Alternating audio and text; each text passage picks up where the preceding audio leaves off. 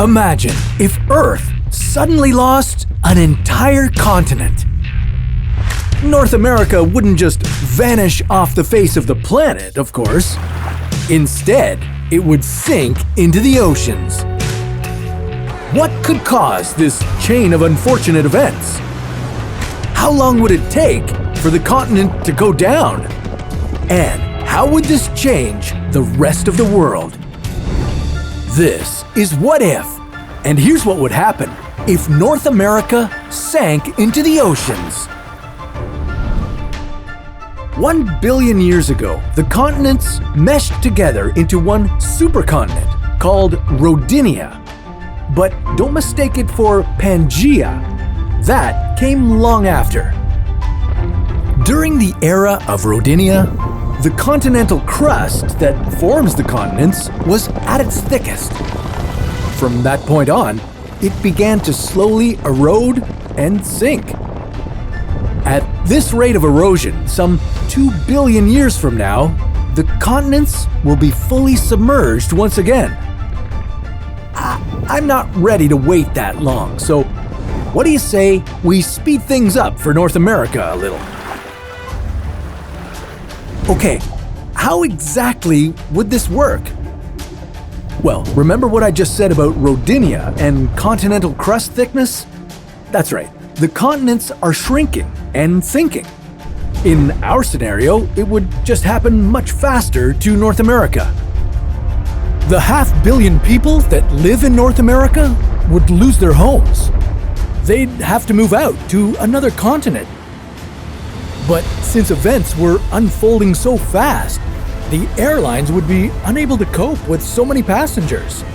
A lot of people would be left behind and go down with the continent. And those who were lucky enough to flee would cause a refugee crisis worldwide. But that would just be the beginning. You might know that continents don't just float in the ocean. They sit on the layer of solid rock known as the upper mantle. This upper mantle and the Earth's outermost layer, the crust, are broken into tectonic plates.